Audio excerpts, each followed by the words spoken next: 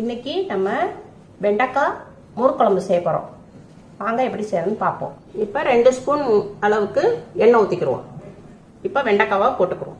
வெண்டைக்காயில் வந்து விழுவல்பு தன்மை இருக்குப்பா. விழுவல்பு தன்மை போகிற வரைக்கும் வதக்கிக்கிடுவோம்.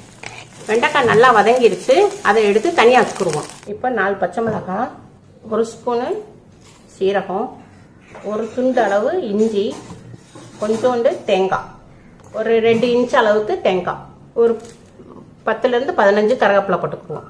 இப்போ இதை போய் மிக்சியில் போய் அடிச்சு கொண்டு வரேன். ஓப்பன் பண்ணுவோம். இப்போ கொஞ்சோண்டு நான் தண்ணி ஊற்றி அடிச்சிருக்கேன்.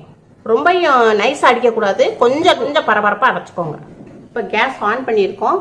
ஒரு சட்டி வச்சுருக்கோம். சட்டி சூடாயிடுச்சு. இப்போ கொஞ்சம் எண்ணெய் ஊற்றிக்கிடுவோம். ஒரு 1/4 ஸ்பூன் வெந்தயம், அது பொரியட்டும். 1/4 ஸ்பூன் அளவுக்கு கடுகு, ஒரு 10 இலை, 3 பட்டை மிளகாய். இது வந்து நம்ம அரைச்சி வச்சுருந்தோம் இல்லையா தேங்காய், அதெல்லாம் அதை வந்து நம்ம வதக்கிக்கிறோம். இதை வந்து லைட்டாக வதக்கிக்கிறோம். ஒரு 5 நிமிஷம் வதக்கியாச்சு. அந்த பச்சை வடைகள் போயிருச்சு. இப்போ வந்து கேஸை கொஞ்சம் ஸ்லோ பண்ணிக்கிடுவோம்ப்பா. இப்போ ஒரு ஜார் எடுத்துக்கிறணும். ஜாரில் ஒரு 1/2 லிட்ரு தயிர் ஊற்றிருக்கேன். இப்போ இந்த தயிர்லேயே ஒரு ஸ்பூனு அரிசி மாவு போட்டுக்குருவோம்.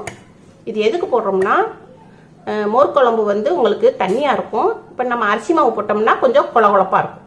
1 ஸ்பூனு கடலை மாவு. இதை வந்து மிக்சியில் அடிச்சு கொண்டு வரேன். இப்போ நல்லா அடிச்சுக்கிட்டாச்சு. இப்போ நம்ம வந்து இதில் வந்து மிக்சியில் அடிச்சு வச்சுருக்கோம் இல்லையா, இந்த தயிரை வந்து இதில் ஊற்றிடுவோம். 1/4 ஸ்பூன் மஞ்சப்பொடி, பெருங்காயப்பொடி, தேவையான அளவு உப்பு.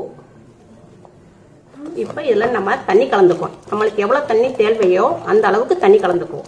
1/2 லிட்ரு தயிருக்குப்பா 1/2 லிட்ரு தண்ணி ஊற்றிக்கோங்க. இப்போ வதக்கி வச்சுருந்த வெண்டைக்காய் வதக்கி இந்த மோர் குழம்புல போடுறேன். இப்போ லைட்டாக இதை கிண்டிக்கிட்டே இருக்கணும்ப்பா.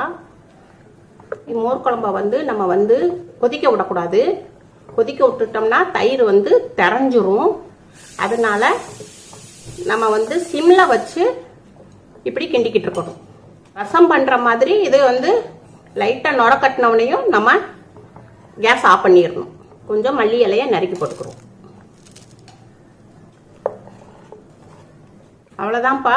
இப்போ நுர மாதிரி பொங்கி வருது. இப்போ கேஸ் ஆஃப் பண்ணிடுவோம். இந்த மாதிரி உங்கள் வீட்டில் செஞ்சு பாருங்கள். அம்மாவுக்கு லைக் பண்ணுங்கள், ஷேர் பண்ணுங்கள், சப்ஸ்கிரைப் பண்ணுங்கள்.